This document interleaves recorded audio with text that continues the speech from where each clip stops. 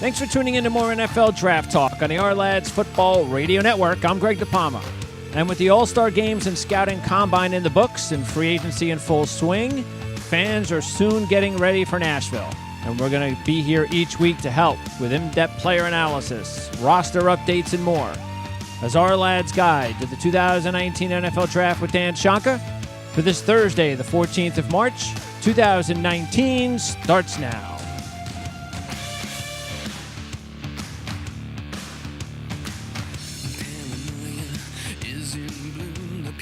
Ourlads' guide to the 2019 NFL Draft with Dan Shanka is brought to you by Ourlads.com, your home for the best pro and college football depth charts on the net, and, of course, the NFL Draft.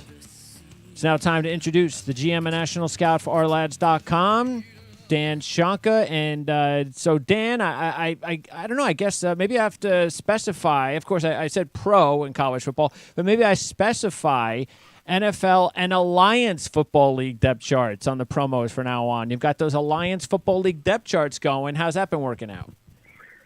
Really good. We have a great relationship with the league, and I've known several coaches and or administrators in the league, and they asked me if I would do the depth charts and things, and I said, hey, might as well. I know so many of those guys on each of the rosters that I love to follow them, and happy to do it. So, no, it's been working out really, really well, and, we're getting ready now for week 6 of the season.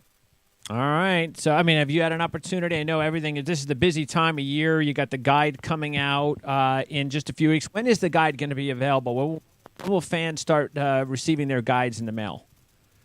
Well, it will be mailed out let's see, in April, I'll tell you exactly, the 5th of April it'll be mailed out. So, as long as the Postal Service is in good shape, you'll have plenty of time to read it and get it, because we like to do things, try to get as much information from the pro days, because really, I was really disappointed this year in the combine. The guys that worked out, a lot of the guys didn't go through a full workout, and I don't know what the deal is now. They might as well take the 60-yard dash out of the 60-yard shuttle out of there, because you got one or two guys doing it. But I tell you what, I put a star by their name, the guys that go through the whole thing like you're supposed to, because I'm a little tired of some of these. It's really bad right now, Greg, when over half of the linebackers didn't work out, and several of the defensive backs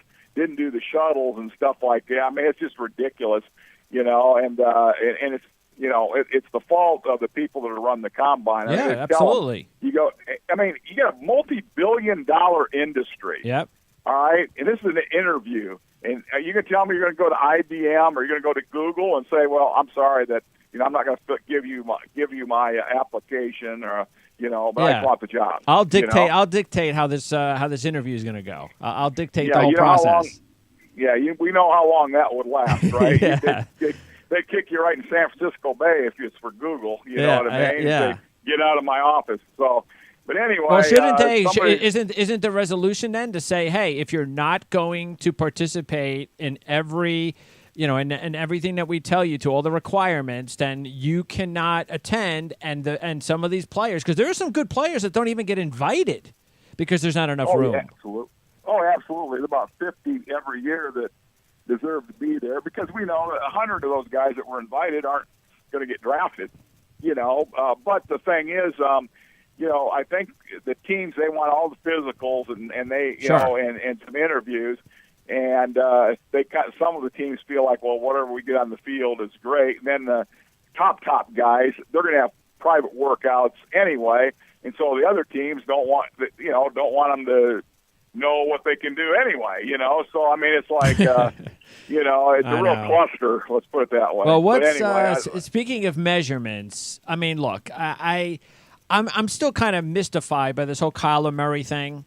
I heard somebody say, well, I've stood next to Kyler Murray, and if he's 5'10" or whatever, then, in some snarky kind of comment. But I mean, I'm 5'10" and a half. I can't imagine I'm looking eye to eye to this guy. I just can't. I mean, I don't know what they mean by how he can influence the measurement, though. But he just does not look 5'10", whatever he is. He looks like he's got to be 5'9".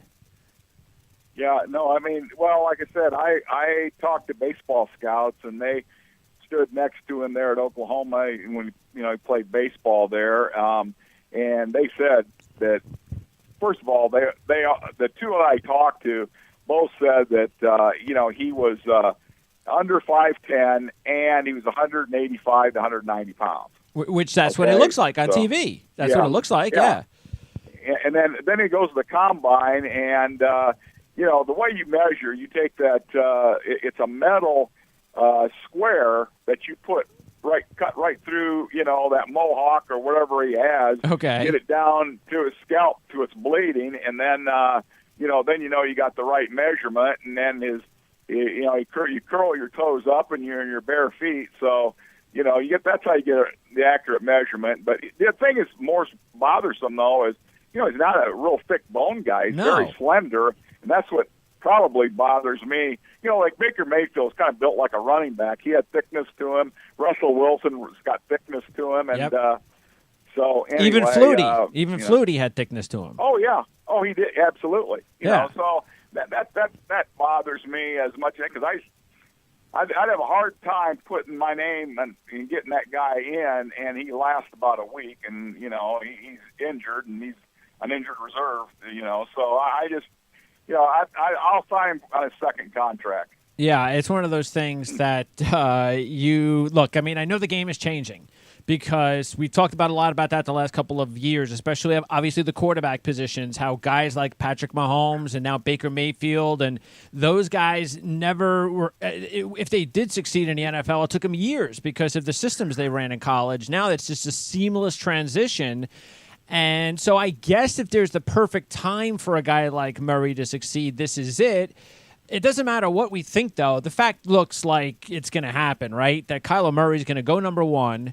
That seems to be what's going to go and take place. I don't get why Josh Rosen is being looked at as a guy all of a sudden in 1 year after the trash roster he had to go out there and play games with last year. How all of a sudden a guy who's definitely a top 10 or top 15 pick, especially in this draft, if he came out this year, he'd be a top 10 pick. He'd be a top 5 pick. How people are saying, oh, no, Arizona would be lucky to get a second-round draft pick for him. I see. They don't know. Only the teams know. That's the thing that we talk about. They say or whatever. Well, they don't know anything. Whoever they are. So, yeah. Yeah.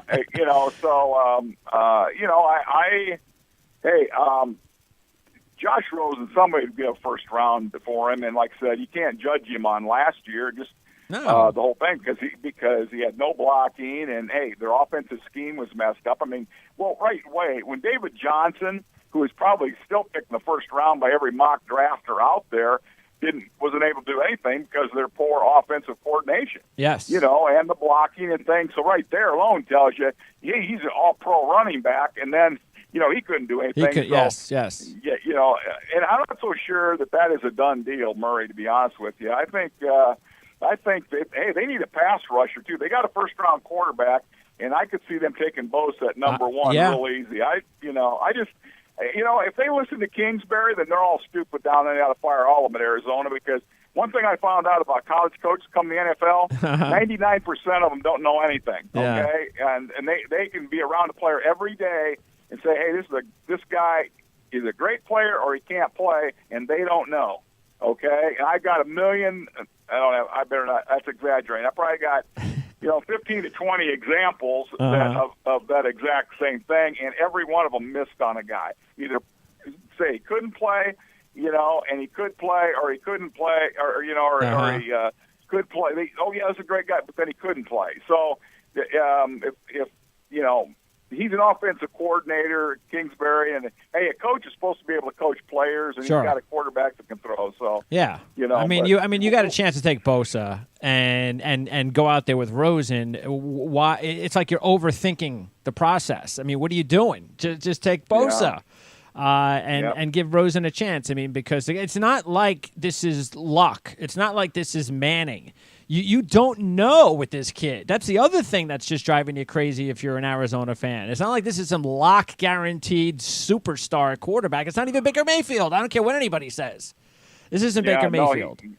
Well, obviously he's not, since Baker Mayfield beat him out. That's right. Yes. So I mean that's an easy evaluation there. That's right. Good point. So and so anyway, and Murray's played 1 year in college. I don't like that. That's right. So to me, it's taking a chance. And hey, if he's that good, I'll sign him on the second contract if I'm a general manager. All right. Also, let's take a look at and by the way, we're going to be breaking down the offensive positions and the defensive positions and the rankings and so forth over the next few weeks. So just going to use this first show to go over a bunch of specific topics based on players that have risen or fallen since the last time we spoke, which was a few months ago prior to the All-Star games and the Combine. So I want to talk about a couple of Memphis running backs. I know Henderson it has hung around about the same spot where you guys had him ranked earlier, and obviously his speed has got to be a big plus because when you see a guy like that running by everybody in the AAC, you still have to wonder, well, those are AAC guys. But when you see him running that fast in the Combine, that's got to be a good thing for him. And then this kid Pollard, I mean, when I saw you put Pollard up there, what is he, ranked 5th or something like that, or 6th on your rankings, when I noticed you, I was like, yeah, awesome, because I didn't think you would, I should have known you'd be smart enough to do that, of course, but I didn't think you would. But this kid looked pretty good when you saw him at the All-Star games, and he could do everything, and he's also fast. So Pollard is probably going to be one of the sleeper picks as far as the running backs, isn't he? Yeah, he sure is. I think that, now surprisingly, he didn't run as fast as I thought, he could run, because anybody that returned that many kickoffs or touchdowns, you think that he'd really have that third gear. But he was, in fact, I wanted to see exactly, I had it here, exactly what he ran, and like I said, I was a little bit disappointed in his 40, and I got, because despite what people see on TV, that isn't really what they ran. But anyway, he ran a 4.55, which wasn't bad, So because Henderson, what did he run? A 4.31 or something? No, 4.57. 4.57. Okay, so again, what you saw on TV was not the real speed. Yeah, okay. Yeah, and then and he's 5.083, 208 is what Darrell Henderson was, and Pollard's 5.11.5 and 210. So I mean, he's bigger and more explosive. Really, he went 35 in the vertical, and Henderson went 33.5.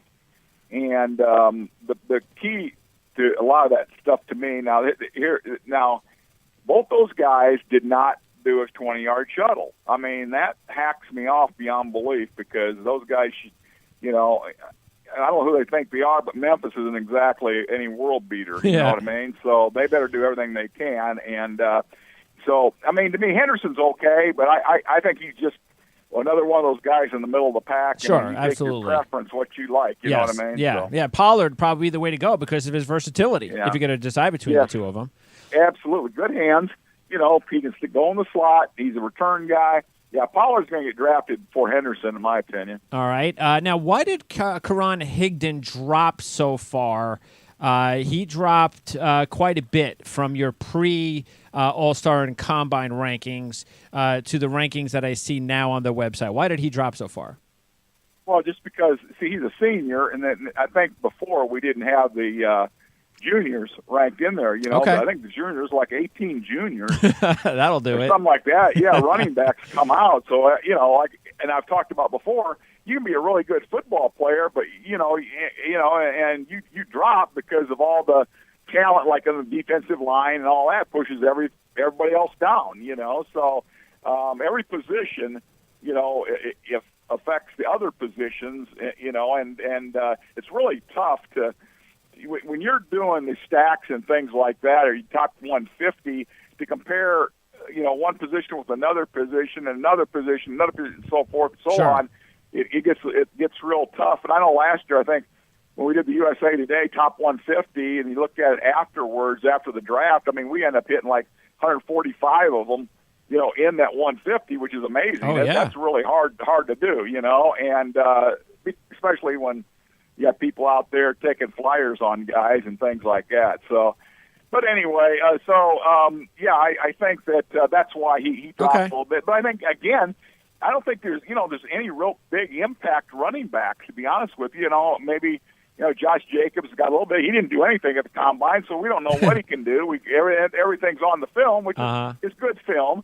But I still like Damian Harris because of his his power and his strength, and he doesn't have a lot of wear and tear on those tires either. So. Doesn't it bother you a little bit? Because we've talked about this before. When you look at the history of certain positions of, when they go to a certain college, a certain scheme, and they repeatedly sort of disappoint in the NFL, there's a stigma there. And don't you think there's a stigma there, a little unsureness about the Alabama running backs because they don't ever seem to equate with their production in college to the NFL? That's true. I mean, that's very valid. I mean, it's. Even like Ingram, who was a heck of a running back in college and everything. He's now he's on his way to Baltimore from New Orleans. But a lot of those running backs, are just. Product of middle the of the road guys. Yeah, and system. System guys, and it's hard to tell. Was there a specific Bama back like a Derrick Henry? Even though maybe he showed glimpses last year, but is there one of those Alabama running backs from the Nick Saban era that disappointed you the most? Well, obviously, our guy's playing for Birmingham now. He plays for the Birmingham AAF team. I can't even think of his name. But, he went in the third pick of the draft. Richardson. Alabama. Richardson. Yeah. Okay. All right. And so he's, it bothered me because we had a high grade on him too. And, but it did bother me because I think the thing that hurt him is his ability to read is blocking and then cut off those blocks and be able to jump cut. When things happen so fast, I don't think he was a real reactive guy. He's a power guy, between the tackle and just the push stuff. But in regards to hop cut, he's a little short on that, All right. Let's talk about one of the big stars of the Combine. We knew he'd be a Combine freak, and that was DK Metcalf, the wide receiver from Ole Miss. When I see receivers like this, and I know he's got a little bit of an injury history, so there's that. But I don't know. I mean, to get these guys that don't show the production in college, and then they come out and they're Combine superstars, that bothers me a little bit. I get a little worried about that. Like, okay, are they real? All right, maybe it was the quarterbacks in college. Maybe it was the system. Maybe it was the coaching. There's all that. Do you think, is there anything what worries you the most? Let's just put it that way about Metcalf, who looked so good at the Combine. Well, I think his ability to change direction bothers me. He ended up in the shuttle. He did a 4.52, which is, offensive lineman-like, you know what I mean? Okay.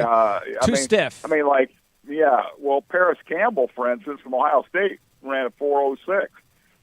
Miles Boykin from Notre Dame, who actually was our top, we do what we call our OSR, which, is the Ourlads secret rating, we call it, because I got an analyst that goes through and puts algorithms to the different positions and all that, and then, within the position, all the workout stuff, and so Boykin was actually the top guy, and then Emmanuel Hall from Missouri was second, and then the two Ohio State guys, Paris Campbell and Terry McLaurin, and then Metcalf was fifth. So, so that kind of tells you a little bit about, he did have a real good workout, Metcalf. He had, a 27 bench press, which really is not that big a deal for wide receivers. Okay. That's good. He looked, but no, I think that stiffness, he's a vertical receiver. I mean, that's what he is, and So that's not an early that's not an early first round pick then. Nope. No. In fact, we'll probably end up having him in the second round before it's all over. But because he looks pretty, but yeah, I mean he's limited on his lateral quickness and things like that. So, but you do like him better than A.J. Brown. Well, A.J. Brown actually is a little more loose, and he can go over the middle, and he's got some flexibility to him. But yeah, I mean, obviously Metcalf is rated higher. Okay. But I mean, it's just really our guy from day one is Deebo Samuel. Yeah. So.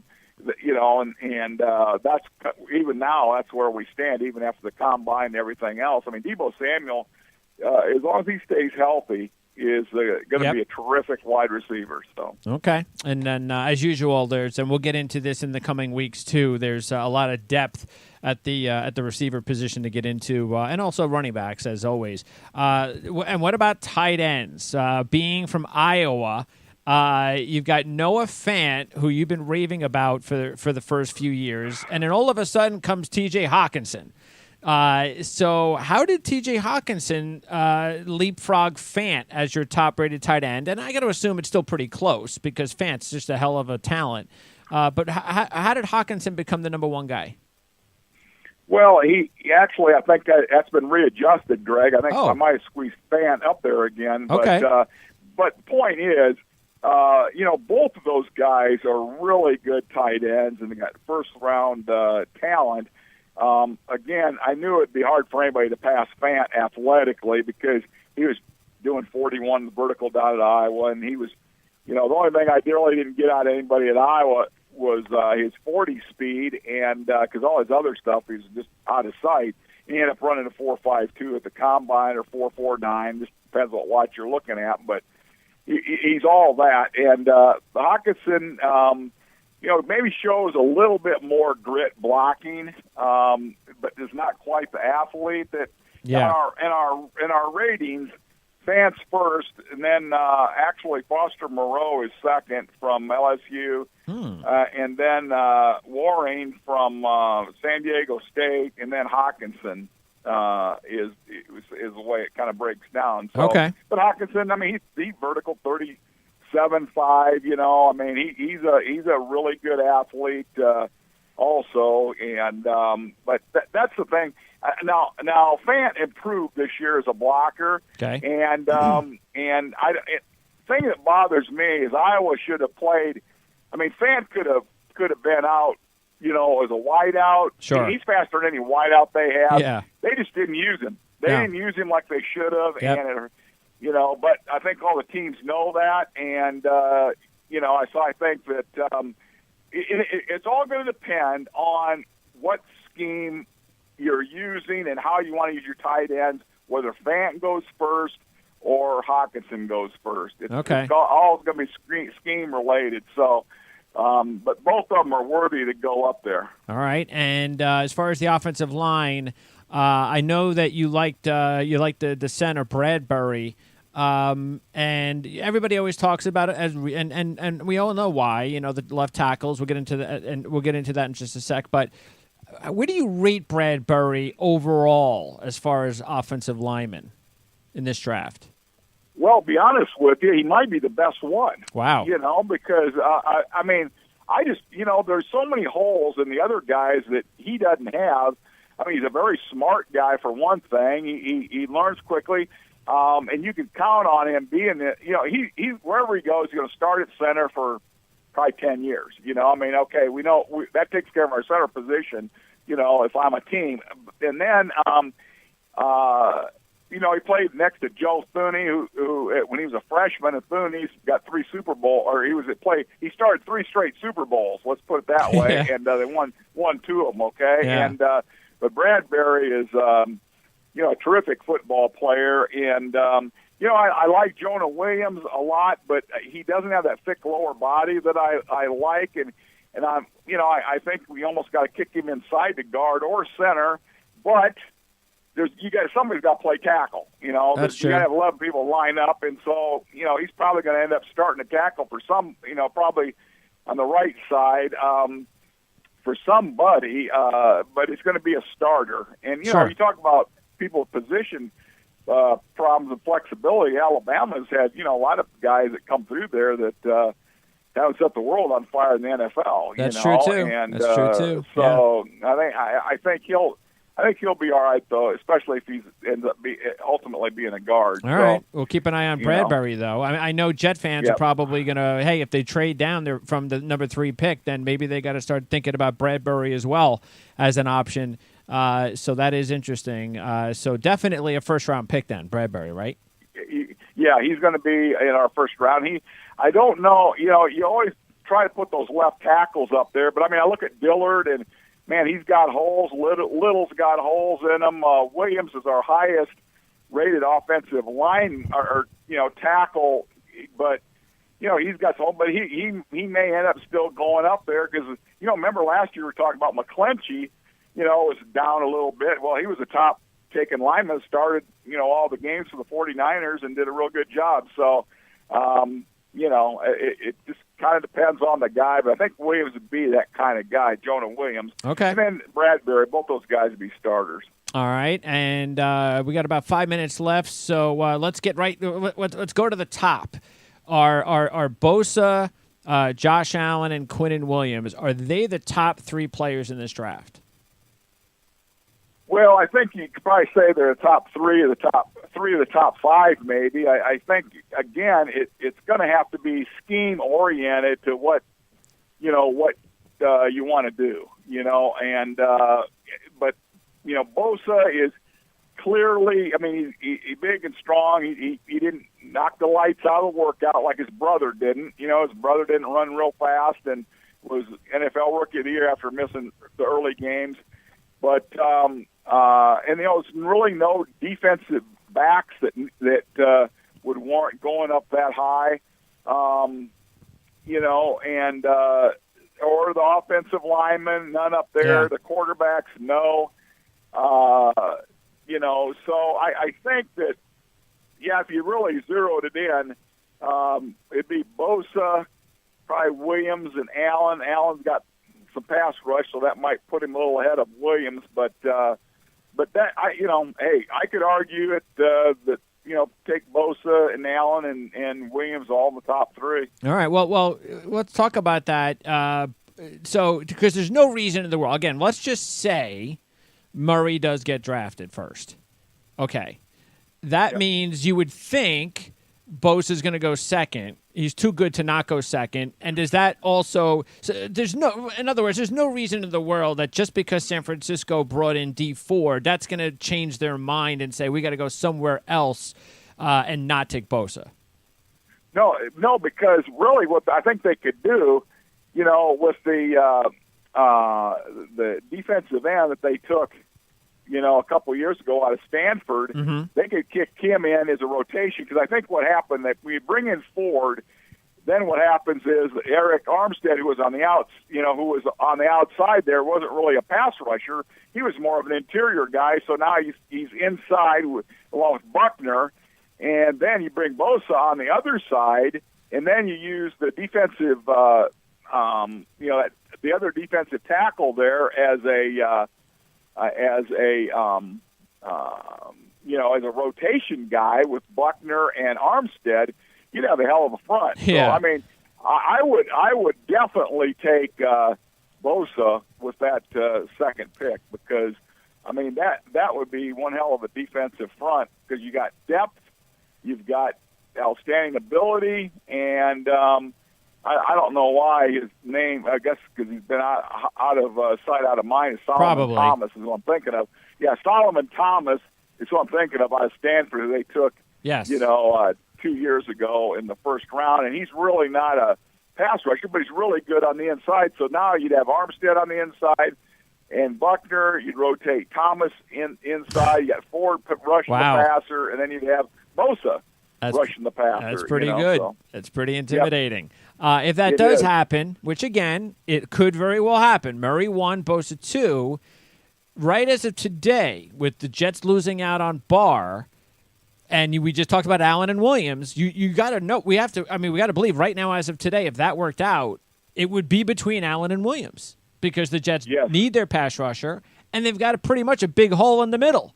So, therefore, which way would you go?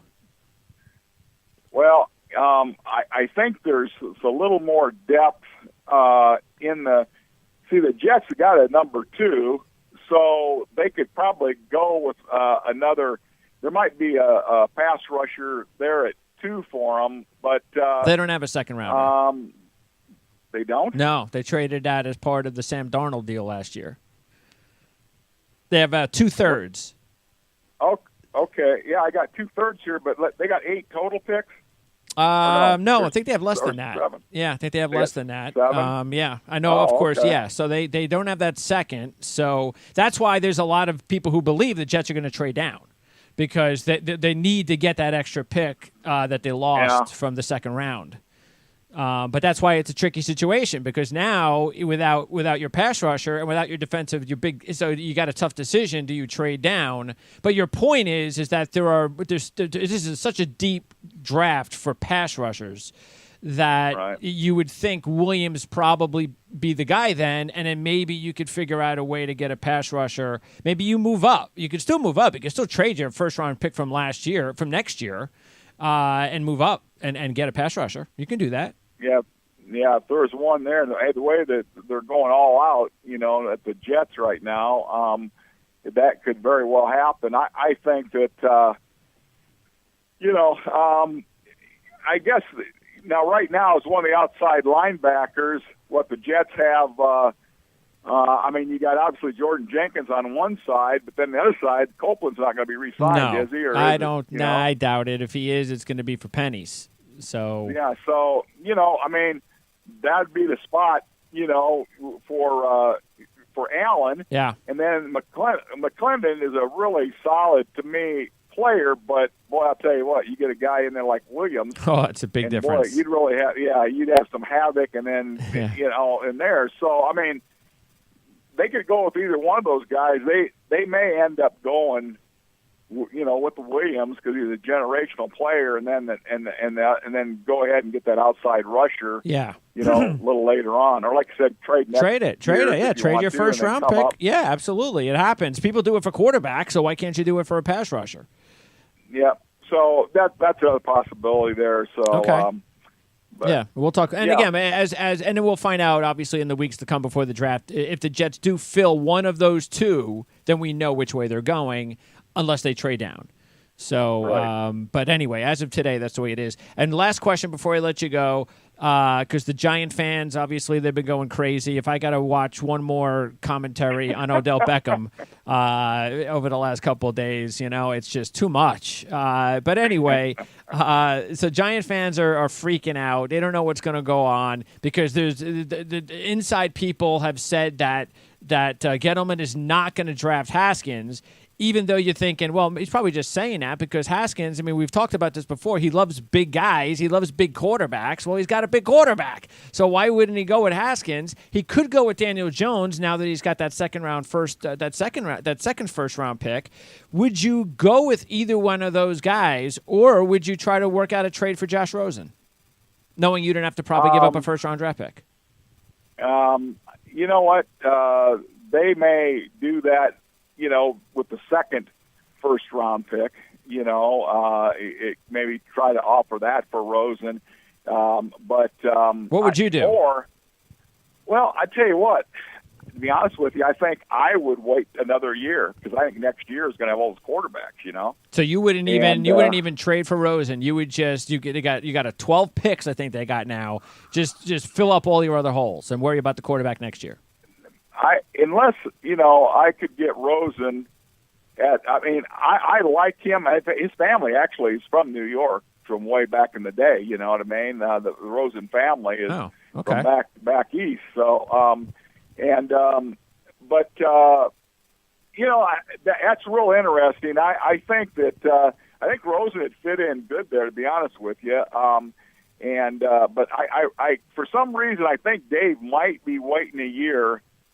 to get on that quarterback thing next year. But that being said, they had a contingent down to Oklahoma to look at Murray and probably but there's no way, because of the grading system that they use at New York, and I know Dave does. Oh, yeah. He wouldn't fit in their grading system. Yeah. You know what I mean? That's why I was saying. So, I mean, how does Haskins not fit with what they're doing? Yeah, unless there's just some reason he doesn't like them.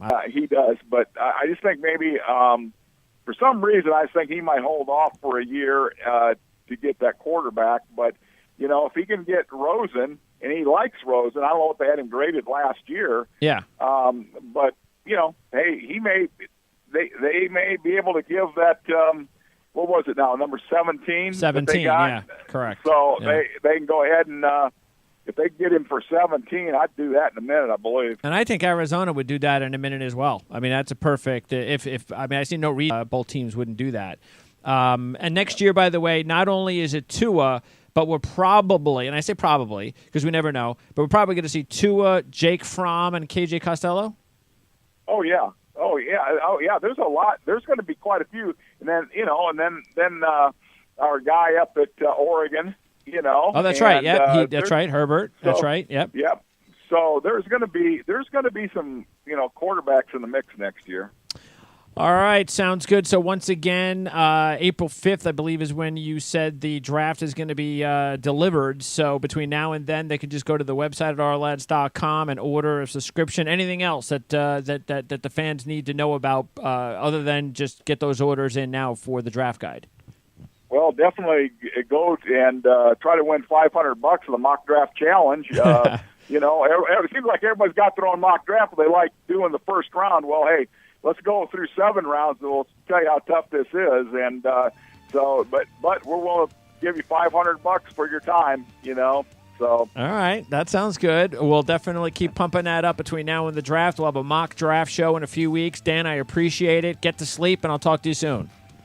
Thanks a million, Greg. Thank you. That's Dan Shonka from Ourlads. Doc, going to be here every week all the way through to the draft. We'll have a couple of mock draft shows. Taking a look at our programming right now. Next week will be offense. Then we'll get into the defense. Then we'll have our first mock draft the first week of April, which is probably, I think, as of right now, it's going to be the same week that the guide comes out. Then we will update the offensive defensive rankings for the next couple of weeks after that with the draft guide in hand. And then we'll have our final mock draft at the end of April. And then the week after that, of course, is the draft. And we'll have our draft shows and all that other stuff to talk to you about as we get closer to the 2019 NFL Draft from Nashville. So that is going to wrap it up here on Ourlads Guide to the 2019 NFL Draft with Dan Shonka. Thanks for tuning in. We'll have some more NFL talk, not only on this show and other shows here on the Ourlads Football Network, but obviously free agency and more, and how that works in with interviews and a bunch of stuff coming. So it's going to start to get real busy here on the Ourlads Football Radio Network. Thanks for tuning in. For Dan Shonka, I'm Greg DePalma. We'll see you next time.